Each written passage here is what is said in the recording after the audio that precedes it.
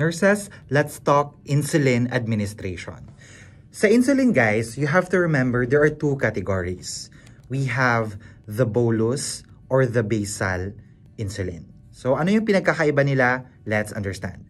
Pag sinabing bolus category of insulin, guys, these are kinds of insulin na rapid acting, tapos binibigay sila during mealtime. 30 minutes before mealtime or right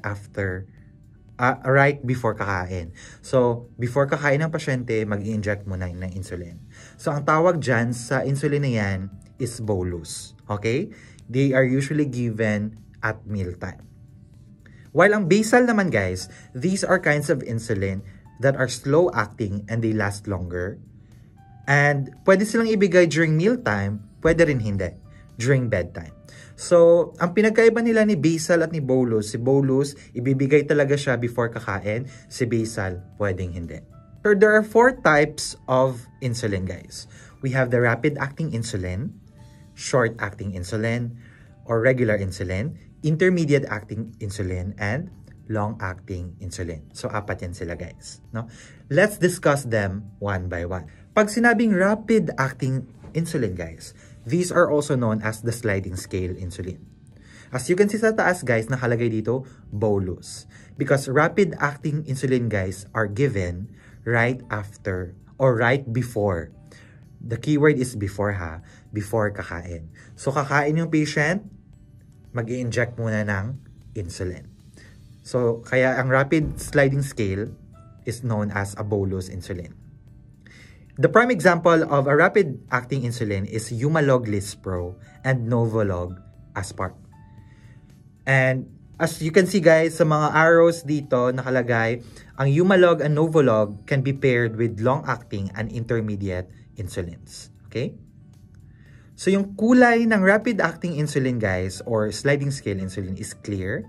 Yung kanyang peak, kung saan siya pinakamataas, pinaka-effective, 45 to 75 minutes after administration. So within 45 minutes to 1 hour, medyo mataas at effective si insulin. It will last, yung duration na, 2 to 5 hours. Next, we have the short or the regular insulin. No? Short-acting insulin, also bolus, kasi binibigay siya, guys, 30 to 60 minutes before meals. Meal coverage din siya. Pinaka-common na type of short-acting insulin is Humulin R and Novolin. Kagaya ni rapid-acting, guys, pwede rin siyang i-pair with long-acting and intermediate insulins. Yung kulay niya, guys, is clear then. Yung peak niya is 2 to 4 hours. At yung duration niya, medyo mahaba-haba, 5 to 8 hours. Okay? So, si rapid pala, tsaka si regular or si short-acting, bolus sila. Next one. Intermediate-acting insulin, guys, are known as the basal insulins. Part sila, guys, ng basal insulin. Again, ang definition ng basal, pwede siyang ibigay at mealtime, pwede ring hindi. Okay? Ang intermediate-acting insulin, guys, can last overnight or half a day. Kaya tinatawag din minsan yung mga intermediate-acting as the overnight insulins. Yung pinaka-common, guys, is NPH, non-protamine hagidorn. Ito yung pangalan ng mga intermediate-acting insulins. No? So, kagaya, guys, ng previously, pwede siyang i-pair with rapid and short-acting insulins. Diba? Na-notice naman doon, pwede siyang i-pair. So, yung kulay, guys, ng mga intermediate-acting insulins are cloudy. Cloudy siya, guys, ha? Yung dalawa, yung rapid at short, clear. Si intermediate is cloudy. Yung peak niya, guys, yung pinaka-effective niya na peak is 4 to 12 hours after administration. At tumatagal siya, guys, ng 18 to 28 hours. And it's basal. Next, long-acting insulins. Long-acting insulins, guys, they are given without meal times and they can last for 24 hours. Kanina si intermediate half-day lamang, ito talaga buong araw. No? So overnight, pwede rin siya tawaging overnight insulin, si long-acting. One of the most common type of long-acting insulin is Glargine, Lantus, and Detemir. Pwede rin siyang i-pair with rapid and short-acting insulin. Kagaya ni intermediate, guys, cloudy yung color niya, pero yung peak, it's steady. Wala siyang valleys and wala siyang highs and lows. steady lang yung peak niya. Ibig sabihin, pagka-inject mo sa long-acting insulin, steady na yan. Hindi siya tumataas, bumababa. Gets? Yung duration niya, 20 to 24 hours. Mas matagal si long-acting insulin. So ito guys yung graph. Pakitingnan na lang yung graph in case na may mga bagay kayong gustong matutunan, no? So, rapid, short, intermediate, and long, no? Bolus, bolus, basal, basal, no? Humalog, Lispro, Novolog, Aspart, no? Administration, right before meals, 30 to 60 meals before meals, 30 to 45 before meals, and without meal times. Onset, peak, and duration. Alam niyo na yung color guys. Clear, clear, cloudy, cloudy. Screenshot this para at least magaling ka na mag-differentiate with the different kinds of insulin. Now, punta naman tayo guys sa mga nursing management natin when giving insulins. So, ang pinakamahalaga guys is we know where to inject the insulin. So, number 1, administer subcutaneously.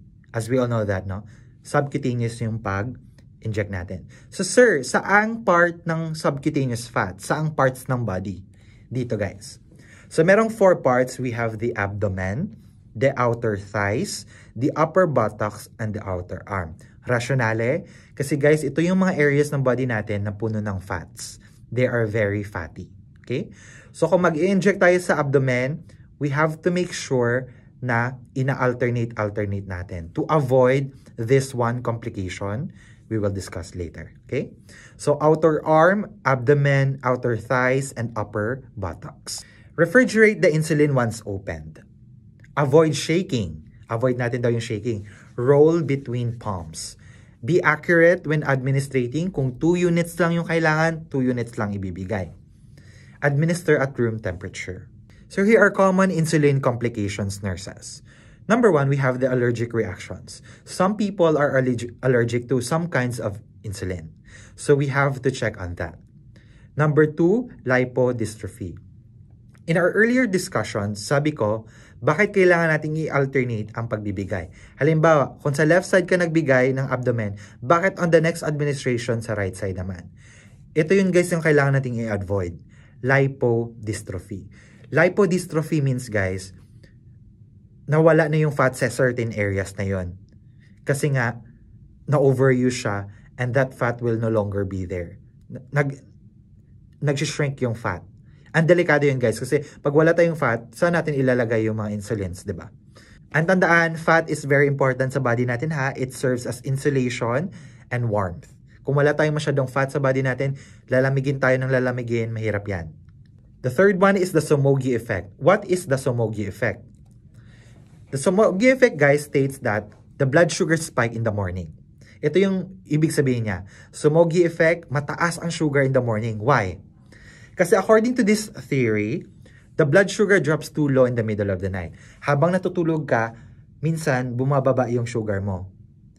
So, na-detect yan ng body mo na, oh my God, medyo maliit ngayon yung yung sugar sa body ko ngayon. What to do? So, ang gagawin ng body mo to save itself is to release hormones like glucagon and glycogen and to attempt to rescue the low blood sugar. And this time, pagigising ka na, in the attempt of the body to produce these hormones, tumataas yung blood sugar in the morning. So, isa din to sa mga complication ng insulin. Kasi minsan, pag nag-inject tayo ng insulin sa gabi, tutulog tayo, bumababa yung sugar, your body will protect you, so magproproduce yan ng mga hormones to save you, and then tataas sa umaga yung blood sugar. And that is the Somogyi effect. Very common siya na effect ng insulin complication. I hope you learned something today, nurses, and don't forget to share, like, and subscribe to my channel.